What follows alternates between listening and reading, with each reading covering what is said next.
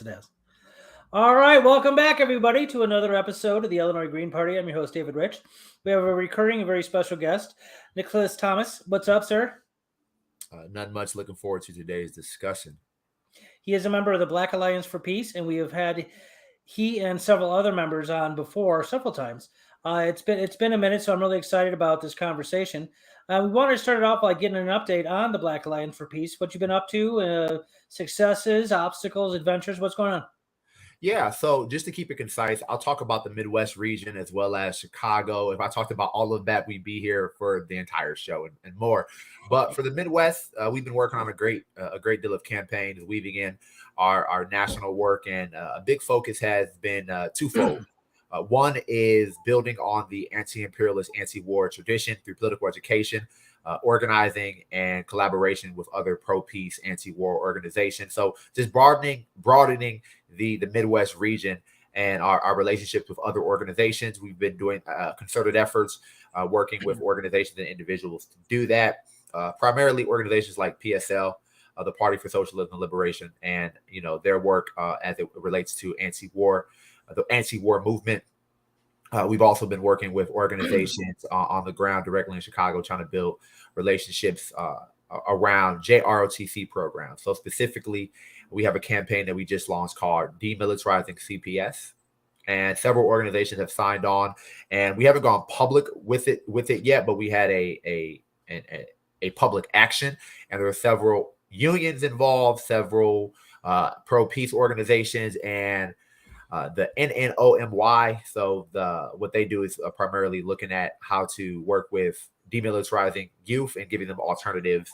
As we know, just some folks might not be familiar, a lot of JROTC programs, both military academies and on college campuses and military recruitment in general, prey upon youth, prey upon disaffected youth in particular, poor Black and brown youth in general. And a lot of the work that we're trying to do with a lot of these organizations is combine forces, focus on pro-peace positions, but also looking at alternatives, right?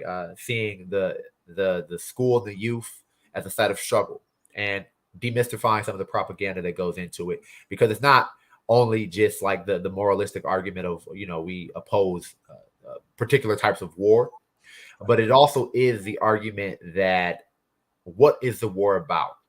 We don't believe that the United States is interested in human rights. We're not of the belief that the United States is interested in democracy or national security, which is a lot of the pretenses for the conflicts that the United States finds itself in. So if you're interested in learning more about the campaign to demilitarize CPS and the broader Chicago land area, tap in with Black Alliance for Peace, Chicago on Instagram, Twitter, and by email. And you will be, we are doing one-on-ones right now with organizations, just breaking down what the campaign looks like, and meeting monthly to discuss strategy and the mission and objectives for the campaign. So I won't mention. Oh, go ahead. Well, I'm just wondering, you're right. We could talk about this for the entire hour, and I want to talk a bit, at least somewhat, about police and your position on that. But it seems like a very formidable task to try to get the greatest military in the history of mankind, the greatest killing machine in the history of mankind, to stop doing what they're doing.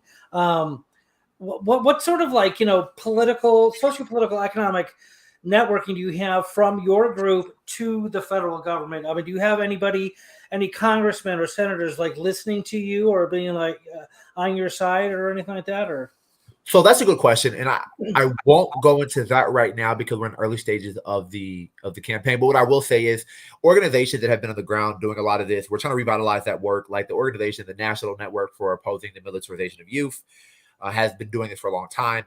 Members from other orgs orgs that are no longer in existence have been working on this for quite some time. And what we're aiming to do is really primarily focus on youth and educators. We find some of the most military recruitment actually happens on college campuses. So although schools and high schools and things like that are focused, a lot of the recruitment happens on college campuses. So empowering youth and youth organizations to get involved. The Loyola chapter of dissenters has a campaign to also specifically demilitarize their campus and get recruiters off of their campus. So the focus is actually empowering educators to take an anti-imperialist stance explicitly, and build with youth organizations and organizations that are working with youth to take these positions as well. And that is really more the focus, because I'll give you an example of what victory can look like real quickly. Yeah. And then definitely go into another other topic we have, which will probably take some time. And that is, victory looks like to us not a city council coming forward and say, you know what, we'll pass an ordinance where, you know, we're not supporting, JROTC programs or something like that. Because then there isn't a base of people who've been educated on why we are anti-war and anti-imperialist. We much rather instead go straight to the people and build a movement amongst working class people, because this is a deeply a class issue, on why war is bad for them as it relates to the United States, right? And to be clear, not all wars are bad. I'll give you an example. Wars that are fighting colonialism are not the wars we're talking about. The wars that we're talking about are the wars of exportation, the wars of occupation, and the wars of maintaining the permanent war agenda of the United States and imperialist powers. Those are the wars we're talking about. So what we'd like to do is empower working class people to oppose that and demystify some of the lies about why the United States is involved in so much conflict, right? The entire existence of the United States it's been at war 99.9% of its existence. That's not a number I feel off my head. That's like legitimately true, right? Oh, crazy, so just thinking about the conflicts, the proxy wars, the sanctions, and the different types of military engagements the United States has been in since its inception to maintain its settler colonial project, is what we'd like to do for people. And that is much more of a victory than saying we'll pass some ordinance that doesn't even get implemented, right? Or we have the support of the federal government, because we know the federal government could never really support such a project, because the entirety of the state departments, from the intelligence to the DOD, that's their objective, to be at permanent war, because it is part of their capitalist global hegemony. And there's no way, even if you found someone who in the national government and Congress who wasn't filled with cowardice, they wouldn't have much traction. They'd probably lose their seat pretty quickly, or at least be a target. And a lot of these folks don't have the courage to take really explicit anti-imperialist positions. Now, every once in a while, they'll take anti-war positions, like I think we've seen. But these anti-war positions are oftentimes in contradiction. Some of these senators who have come out against particular wars do not support the situation in Palestine. They're not really concerned with Haiti. So what we want is a principled movement, and what we're building, and that requires massive popular education on the nature of the imperialist wars and domination. So that's what we're really focused on. And if folks want to come along who are in the national government, which I'm not convinced they would, we wouldn't oppose that, but we would hold them to the fire to oppose things like AFRICOM, to oppose and support Haitian sovereignty, and support Palestinian self-determination, because these things are interconnected, and you can't support just be anti-war but not support these other types of struggles. Yeah, absolutely. And if you guys have a lot of this information on your website, right? Like, if we went there, we can find this sort of stuff in articles and so on. Yeah, you definitely can find it as it relates specifically to the JRTC campaign, where we could go to the Chicago the BAP Chicago chapter and learn about that specifically. But all our positions on these other conflicts, and just in general, the United States imperialist, project, absolutely, we have tons of resources on there that'll keep you pretty busy. Yeah, very cool, very cool. It's good to know that we have a resource we can go to, a credible one. You guys do a lot of good work. Appreciate that.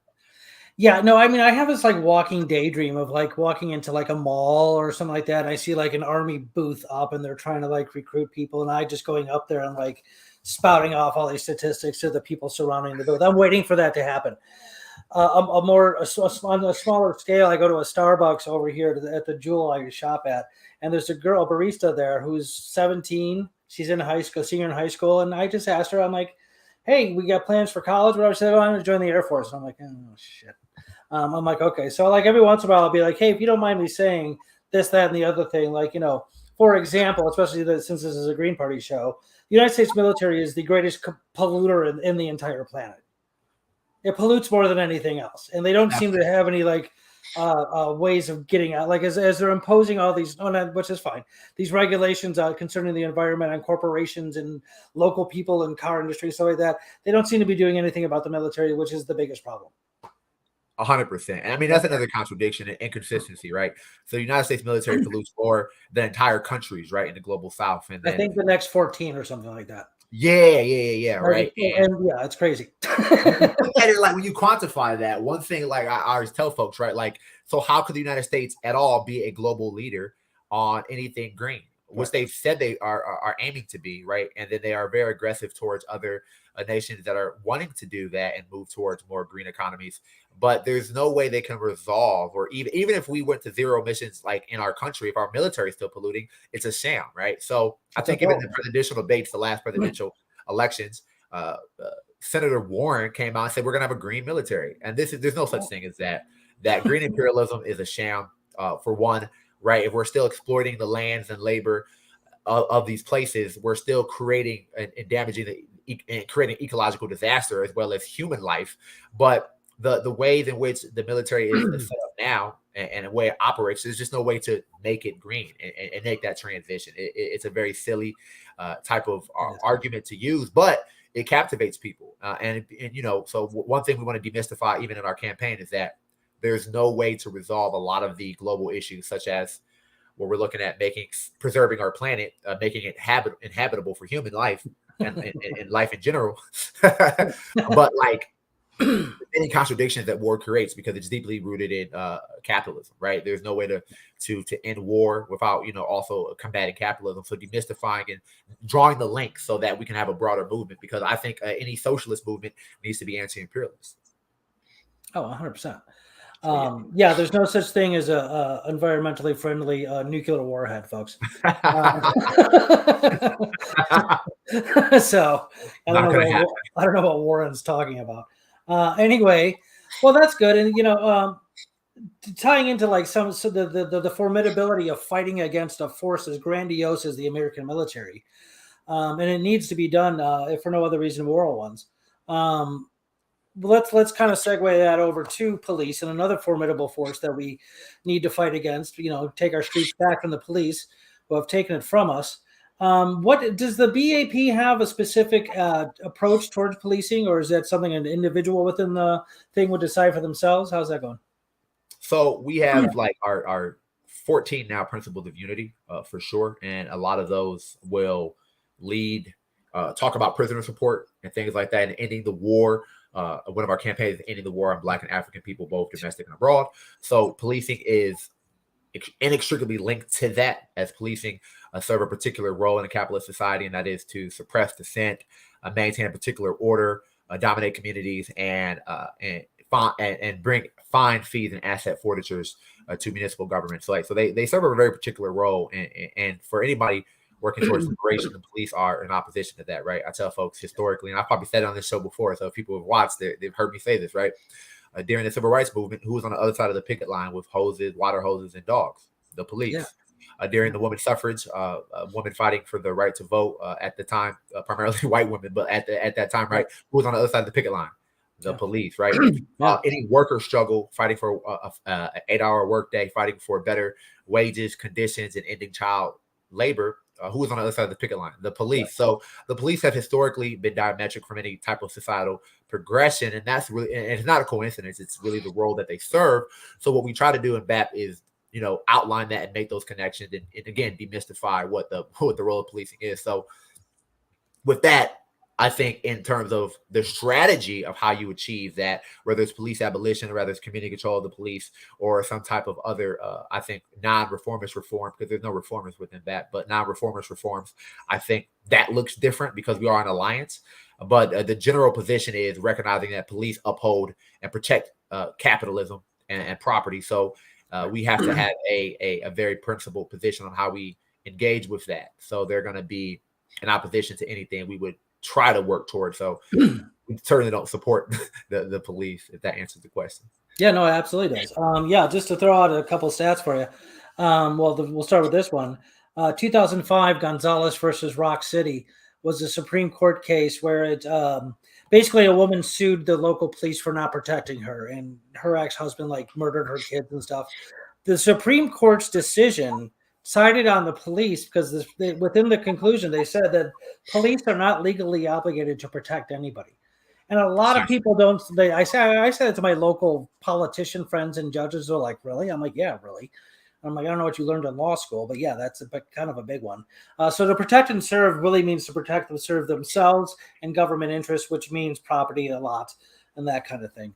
And another thing too that's just sort of aghast when I think about policing is that just the thuggery and the lack of individual accountability, including themselves. Policing is also the highest profession of domestic abuse. And there have been independent studies that they all show about 40% of police have been charged with domestic violence. 40%. Now you sit back and you wonder why. And I've said that to friends of mine. I'm like, oh, they have such a hard job, and they have to deal with hardened criminals all the time. First of all, statistically, that's not true. Almost 70% of the time, they're not doing much but driving around and filling out papers. So that's just nonsense. My theory, and I haven't proven it yet, but my hypothesis is that when you're attracted to when you go in to apply to a certain profession, it's because you're attracted to it. And if you want to be a cop, it's probably because, not always, but probably because you're attracted to authoritarianism and violence, because those are the two main elements of policing. So you already have from the get-go somebody applying to be a cop, somebody who's kind of a bit of a wackadoodle, who wants to have power over people. And just the whole idea of like just this urge and craving for power over people, like any person for any given reason, is psychopathic. It really is. And I do researching on police every single day. I was doing some before we started the show. For over 3 years, I've done this. I got a lot of information on these dudes. And I see some things that are absolutely just holy cow. But they're taught in the academy compliance above everything else. Compliance above rights, compliance above non-injury, just comply. If they, the slightest move and like, oh, you're obstructing, you're under arrest, let's go. And the guy was like, scratching his face or something, some just really audacious stuff. I mean, do you encounter any of that stuff in your neck of the woods? For sure, right? So I think the police, again, they serve a very particular role, and the case you cite is an accurate one and a true one. I've used it for my master's thesis, which was on public safety, and I looked at three things as a policy kind of like way to mitigate some of the harms of the prison industrial complex, which include policing. And that is looking at decarceration, so getting people out of incarceration, jails, prisons. To one, fiscally, it's irresponsible because this is not deterring crime or ensuring public safety. But for two, getting people back into their communities and not putting them in isolation, further traumatizing them. And with decarceration comes decriminalization. So I use these 4 Ds just so it's memorable. Decriminalization of primarily substance use and other drugs. These are trauma issues. These are mental health issues. And criminalizing that is deeply problematic. As in Illinois, I focus on Illinois to range it. I looked at I took an ACLU study, and I did a lot of number crunching. And essentially 70% of crimes in Illinois fall under crimes of survival, which are crimes that are stemming from poverty, right? So informal economies and substance use and more, again, mental health issues. So that's a very large. And the other 30% fell into other different weapons charges, but not that you used a weapon, but you had a weapon and you shouldn't have had it, right? Things like that. So a large portion of crimes that are taking place have nothing to do with these violent and harmful things that they paint to fear, because they're usually fear mongering, saying, well, if we get rid of the police, or we lower police, or we had different ways of public safety, you're in danger, right? But that is really just a scare tactic, because as you mentioned earlier, a lot of what they do is they're not stopping crime, they're responding to it. So if you get murdered or you're robbed, they have to respond to that. They're not stopping that. What would have stopped that perhaps is more mental health centers, more resources to communities that was put there in a way that communities have access to exactly what they need, right? And then the other D, before I get too far off, was I took it from defunding, obviously, but I called it a divestment, divesting from prisons, incarceration, policing, as well as surveillance. A great deal of money goes into different technology and training for the police, which has shown that it doesn't increase public safety. So they get all this technology, sometimes for the 1033 program, that is militarized, and sometimes it's just a technology that is inaccurate, like ShotSpotter, that led to the death of someone like Adam Toledo, where these things are 90% incorrect. Oftentimes it's fireworks or slam doors. And ShotSpotter, for people who aren't familiar with it, uses technology and sound waves to spot what they say are gunshots in an area, and then they circle it and say we'll go to that area. But oftentimes it's very inaccurate. It's not gunshots. It can be slammed doors, fireworks, and a host of other things. So it's so inaccurate, but they spend so much money on it. So divestment, and finally disarmament. We're one of the only countries that is developed as we are that send police to traffic stops armed. Most countries do not do that. So the argument is that this is not a need. That policing has emerged as a very, very new institution, and that we can make dramatic transformation within it, right? And ultimately, my final argument was bringing policing under community control. Yeah. So democratizing policing as a way and a means and a pathway to and up to abolition if communities so see fit. But putting that in the hands of people, everyday people. So hiring, firing, and the budget. And that has actually been secured partially in Chicago as ECPS, the Empowering Community Public Safety Act, was passed. And then finally, we've had the district councils, which are people who are elected to lead police district councils, and has been passed. Those council seats has been secured. The FOP, the Fraternal Order of Police, ran a lot of candidates. They didn't get a lot of victories, primarily candidates that were supported by the Chicago Alliance Against Racism and Political Repression, primarily the candidates that were aligned with them or had a better alignment won those seats. So I'm looking forward to what Chicago can set as a precedent for what policing can look like and public safety can look like nationally. I think there hasn't been a great deal of national coverage of it because I think it is a threat to the ruling class, and they're not going to talk about such a victory, but it is a major victory that folks on the broader left all across Illinois and the Midwest region should be focused on. So with that, to finally answer your question when I'm looking at it, one of the biggest things I see with policing is that even good meaning and well-intentioned individuals may get into the profession because they see it as an opportunity to serve their community. Oddly enough, protect and serve comes from a Black Panther slogan that was stolen and now has been nationalized and for the police. There's kind of a grossness there, right? These people who came, terrible grossness. Yeah, right. The Black Panthers came because of police brutality. That's one of the partial reasons why they came and emerged. And now to steal their slogan and to continue brutalizing these people is actually incredibly gross. But even with good cops, and I don't believe in this because it's systematic. Let's say you had one good cop. Let's say that had to be true. Okay. If all the violence that takes place, the misconduct, and the rampant, amount of violence that these departments put out, if that one cop isn't standing up, and in cases where they have stood up, they've been fired, right? Like my mom always told me, if you lay with dogs, you're bound to get fleas. You hang out with 5 thieves, you're the 6th thief.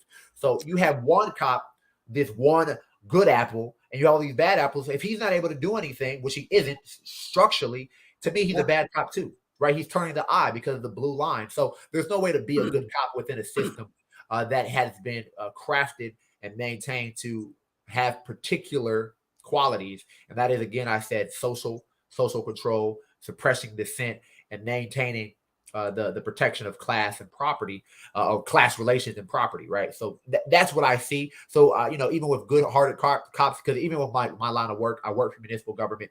I come into contact with police often. And, the conversation that comes up, because the work that I do is very vocal and very public, they ask me, why do you hate the police? I don't hate the police, actually.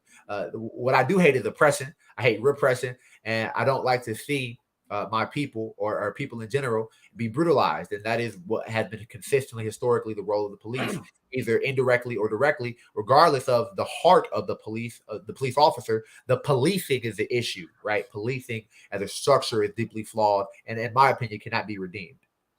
Yeah, absolutely. And let's remember too that the reason that the cops, get to do what they do is because our elected officials let them. The police are following legislation. I know local politicians that actually work in the General Assembly here in Illinois, that when the whole idea of getting rid of qualified immunity, getting rid of it, all the police stations, all the police chiefs and stuff called the General Assembly oh, you can't do this is terrible, and they cowered to the cops' will instead of the people who elected them. The cops didn't elect you.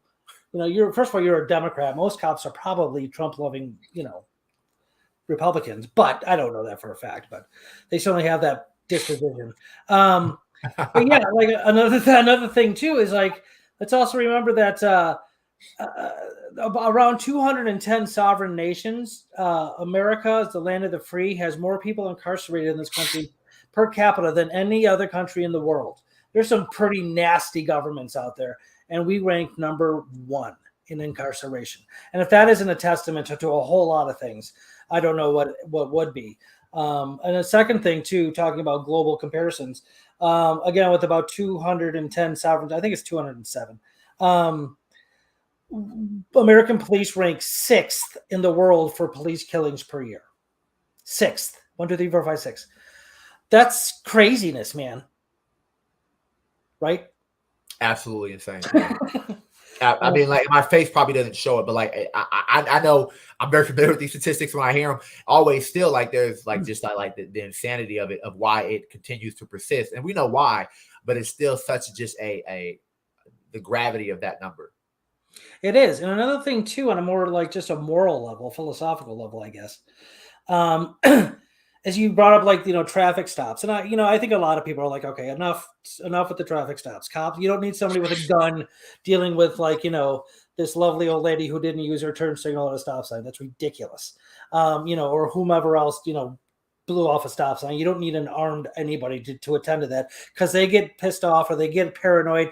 They escalate the situation and people get shot because the cop said, "Give me your ID," and they reach for it in the glove compartment. The cop freaks out and shoots him. I've actually seen a video on that. That actually happened more than once. So that is definitely the case. That like, people like, well, what if the person has a gun in the car? I don't know. I don't remember this number. Very, very, very, very, very few people carry guns in their car. Very few. The risk is like minimal, negligible. We do it with parking people in the cities. They don't have guns and they get yelled at and screamed at by people when they see them getting ticketed and stuff like that. And they just, they give them the ticket anyway and walk away. It's fine. We don't need cops doing that anymore. And I think that's a big part of what the defunding of the police means, to me at least, is more focus on mental health. Dispatching mental health experts to situations that we don't need cops, because the cops' go-to is to shoot you, and to get rid of them in traffic stops, at least for the most part, because most communities are relatively safe. You're talking about a very few parts of the country that really, and this is why I would say I'm not 100% anti-cop, is I think we should get rid of the status cop, like that, and let communities like kind of hire their own protection and deal with that themselves. Let me ask you this, because I heard this not too long ago, and I haven't fully thought it through to say whether I agree with it or not. Do you think that the war on guns is equivalent to the war on drugs as far as like racial underpinnings goes? Yeah. So just the nature of the United States, I think a lot of the policy is always going to have racial undertones. I think a great deal of historical struggle has been led by Black radical movements. Because the tone was different when Black Panther Party was in LA with guns, and the Republican Party actually wanted to. They were the ones calling for types of gun legislations. Now, Ronald Reagan. Reagan. A lot of that is due to, I forget the name of the law, but it was his nephew who had passed away from gun violence, and I think some people say, well, that is personal to him, but also on a larger scale, right? Like, a lot of the decisions are made systematically, and behind all of these decisions, I think, are racial underpinning. So to answer your question now, I think it's interesting that there is an inability to accept the violent culture of the United States. Yeah, and that I do agree with the argument that say, well, Nick, what we want to do is just get rid of these high powered assault rifles, because though it's not going to solve the issue, it can make it harder for people to do massive atrocities. And like, that is generally true. My problem with a lot of the policy that's put forward and the discourse around it is completely ignoring the types of handgun violence and just the violent nature of the United States. And this isn't to stigmatize mental health, but this is to say that there are broader issues at play. And anybody that would tell you that there's one solution to this problem is not being serious or hasn't done their due diligence. Right. This is what in policy is called, I think, a wicked issue. It's very complex and it's not easy to solve. We are a very violent country. Yes, we have far too many illegal guns on the market. So the process of and like, what I'd like for people to do is, and I tell people to do this on their own, look at some major mass shootings that happened. Did the person who committed the crime and the heinous action, did they acquire the gun legally or illegally? Add that up, and then tell me if getting rid of the guns legally are going to resolve the issue. I'm not entirely sure it will. That being said, I'm not going to oppose it because I understand a lot of policy and a lot of public opinion is deeply emotionally motivated, and we cannot remove that human element. People want their kids safe. Yeah, they should have that. Absolutely. Right. That being said, it is a complex issue because historically, what's going to happen is I do know when policies do put in place, the people who are going to be hurt most by it, I think, are going to be poor and black and law-abiding black people who are gun owners. So I'm skeptical because of what I've known historically. Right. That being said, I recognize the emotional component of people who are helpless, who feel helpless, and they feel they've been granted only one option. And like the answer for the Democratic Party, because we have a two-party system here, has been, we're just banning assault rifles, we'll have tighter gun laws.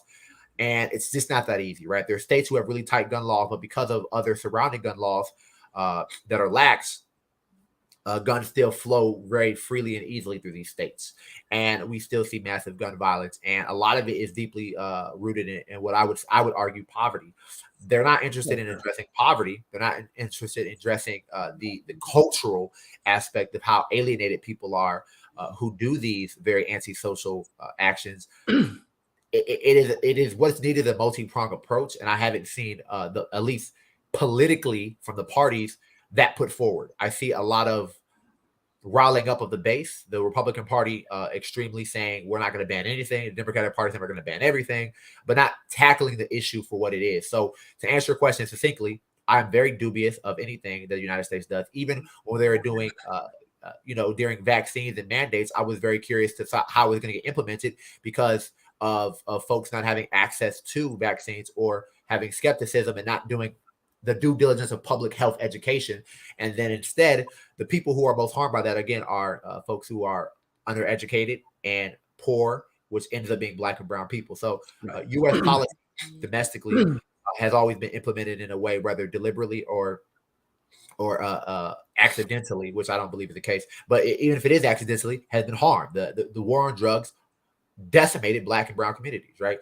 The war on crime wasn't successful. The war on terror wasn't successful. So, anything that's going to try to resolve these issues, but aren't talking about class, aren't talking about how we're going to improve people's day-to-day lives and material conditions, I don't think it's taking serious the gravity of it. Just banning guns sounds easy.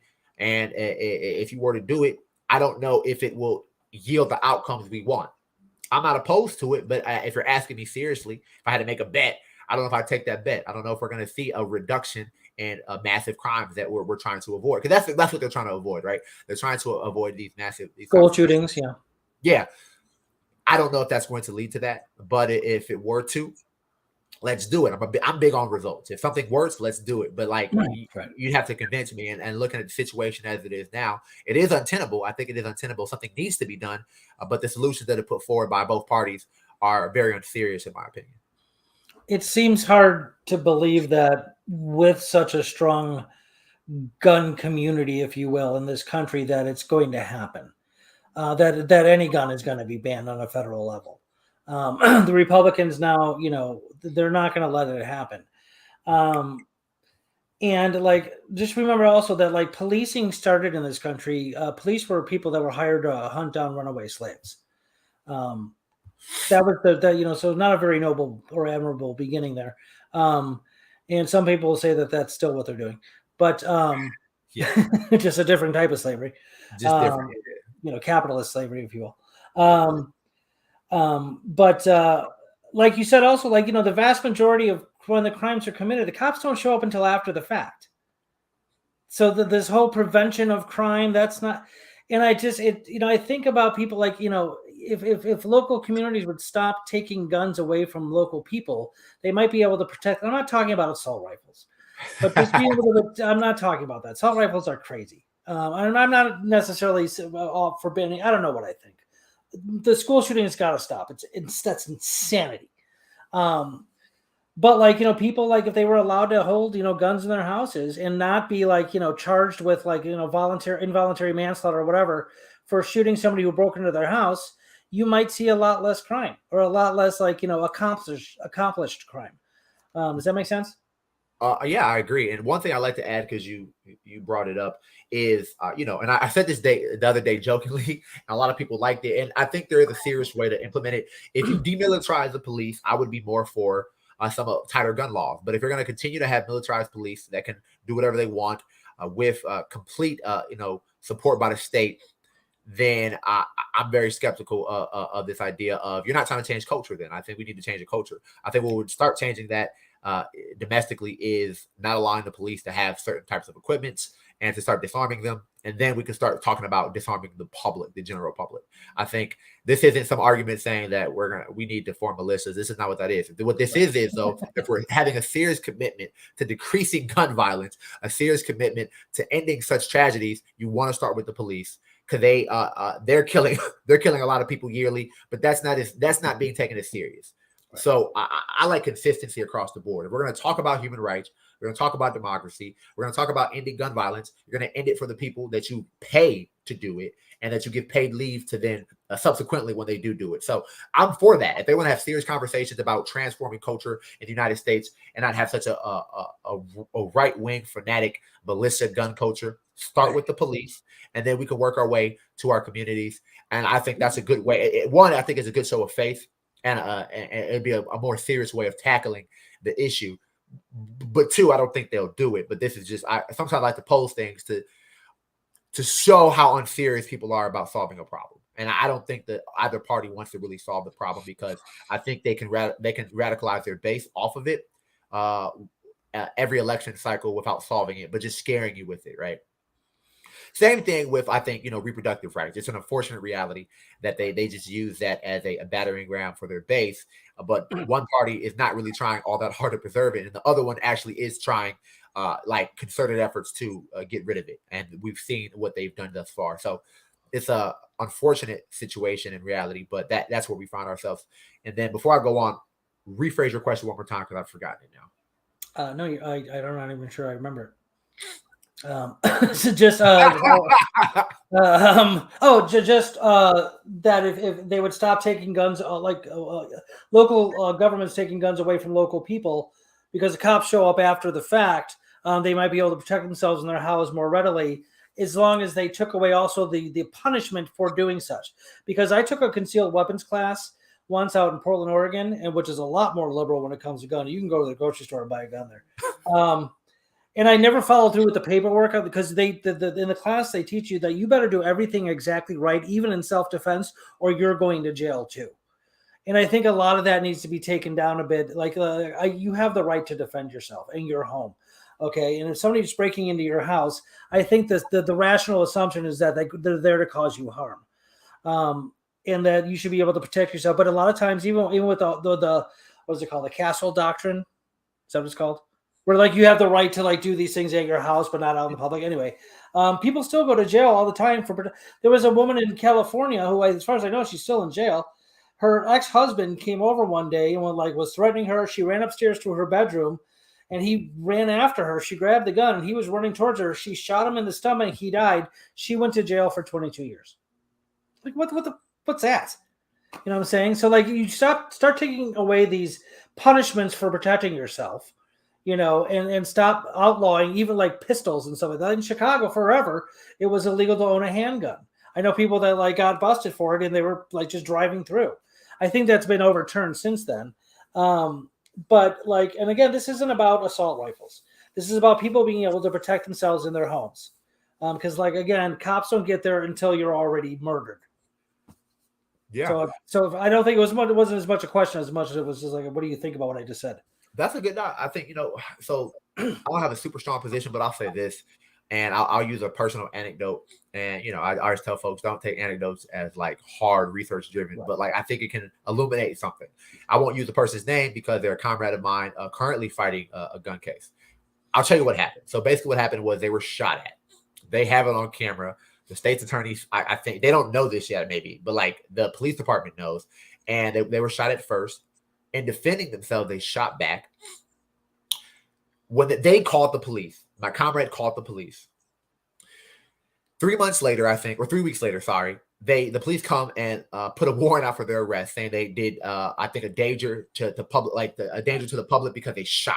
Right. But they were defending themselves. They called the police, right? So what has happened is they've made bail, but the issue is they're still trying them and trying to get a charge upon them and a plea deal. But the problem is they've taken away their guns now. They work in security. So luckily they had opportunity to pivot to other sectors. But because of that, they can't apply for other jobs right now because their life is on hold with this pending case. They cannot work security anymore because they cannot have their gun. And they're still being tracked by the people who tried to shoot you the first time. Oh, wow. Now, these are gun laws. These are laws that are supposed to protect you. He doesn't feel safe. He's not being protected. He's being harassed by the so-called criminal punishment system, legal system that is meant to be protecting him. And this is, I think, a perfect example of gun laws not actually yielding the outcomes that you want. Right. Well, he has a CCL. He has so many certificates. He's worked in security. He is a perfect and exemplary example of someone who is a safe gun owner and used it in the right moment. And he still is being punished. And he could go to jail. Yeah. But this is the other component. We recognize that this is why I struggle with him anyway, because he's a comrade. I know what he does in the community. We recognize it as he's outspoken in the community. He's Black.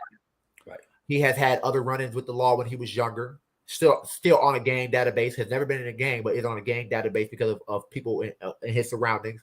And we recognize this as a deliberate attack on him because he beat them 2 years ago on a very similar situation on a gun charge. And now that he feels he's being harassed again. So cops don't like getting beat on, losing in trial. No. So what you brought up earlier, how do I feel about these racial underpinnings? They exist. They're already happening. So if they were to happen further, there are more laws. Only thing that'll happen is people like him are going to be under target, and they're going to use this as grounds and pretense to further harass these people and break their spirit. Luckily, this is a strong brother. But like the fees, the fines, losing your job and your way of protecting yourself is very difficult. He has, I think, a very strong mental fortitude, and he's been able to power through it. But this story, I think, is just illuminating to how these laws don't do what they're supposed to do, and because they were never meant to do that. I do think they have functions and underlying, elements that they're trying to achieve, and that is suppression of folks like him, Black, radical, openly against the state, and he's very vocal with his opposition to city development and conduct of the police. So I don't think it's a coincidence that they are constantly harassing him. And he's a law-abiding citizen, right? Yeah, so. That's wholly plausible that he's being harassed just because he beat them in court or something. Doug Jaffrey says, "Hello, comrades." Do you know Doug? Let me see. Doug Jack. I don't believe so. Okay. Hello, Doug. Says, never call the cops. They always cause more problems, especially if you're a person who isn't white. If I remember, Huey Newton didn't even have a gun and they still pinned a murder on him. Yeah, exactly. So there's a book called Our Enemies in Blue. I don't remember the author's name, but Our Enemies in Blue instead of Our Friends in Blue. Read it. It has all sorts of data about going back from the inception of policing in this country all the way through to like a couple of years ago. The statistics that are presented in this book are absolutely wholly disconcerting. From the militarization of different police outfits to statistics like, they kill about 1,000 people a year in this country. And outside of that problematic statistics, when you start including like planting evidence, falsifying reports, lying, corruption, rape, also, it gets into like the tens of thousands a year. Like, it's unbelievable, the American police force, and how unruly and ridiculous it is. It's unbelievable. Right, Doug? Yeah. Oh, go ahead, brother. No, that's okay. I was just asking Doug if he agreed. Go ahead. Yeah, appreciate you, Doug, listening in. And I agree with you. Never call the cops. They oftentimes will cause and create more problems. They do. They escalate or something. You don't want that. Yeah. It's terrible. It's terrible. Terrible. All right. Well, hey, man, that I thought we were going to like quit a little bit early, and it is a little bit early, but I think we were looking at like 7:30. It's already 7:45. So why don't you give one more plug for the Black Alliance for Peace, and we'll call it, because he and I are both kind of tired. I want to go. Absolutely. So yeah, if you want to get involved with the Black Alliance for Peace, we are anti-war, anti-imperialist, pro-peace organization. revitalizing the Black radical tradition in those positions. And we have a solidarity network. So if you are not of African descent, we work with folks like the Green Party of Illinois. We work with other organizations that are doing that work towards liberation. And we're an internationalist organization, and we're always looking to work with folks. Like I said, we got some regional Midwestern campaigns we got going on, focused on building solidarity and work around the JROTC, demilitarizing our campuses, as well as the work we're doing on political education as relates to anti-imperialism and that movement. So if you are interested in the work that the Black Alliance for Peace is doing, find our social media. It's very easy to find our website. You'll get plugged in with one of the coordinators, most likely myself.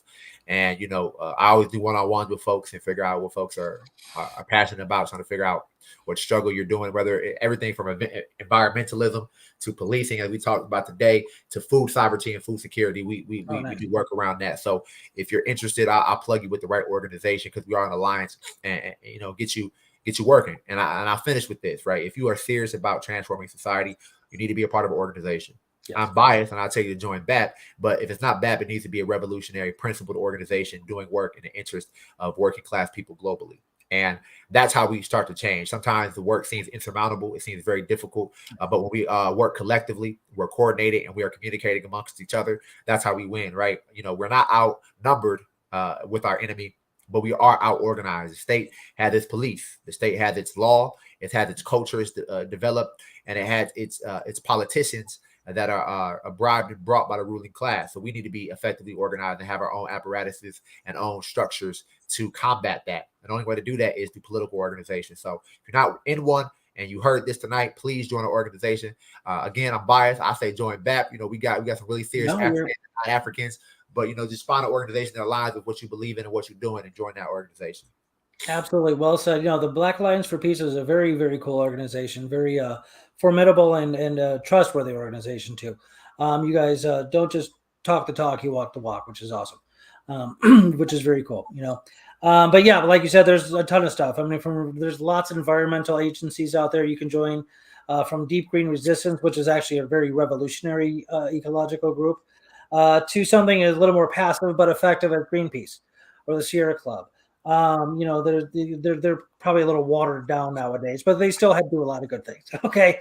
To the Green Party, which is, political, like more generalized political parties kind of tend to be a hub for a lot of different organizations. Like on this show, I've had there's the RevComs. I had a libertarian who agreed with a lot of what we said tonight on a couple of weeks ago, so on and so, just tons of people who I think you'd be surprised about how many people are actually on enough of a similar page to you as you are to other people. Maybe not exactly the same. The libertarian and I disagreed on some things, of course.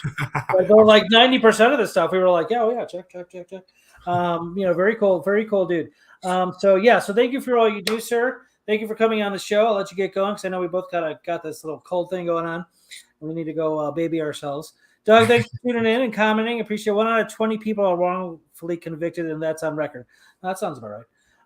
Yeah. Thank you, Doug. It's unbelievable. Thank you, Doug. All right, Nicholas Thompson. I think I said Thomas at the beginning of the show. You're all good. Yeah, Thompson. I appreciate you. Yeah. Sorry about that. You're all good, comrade.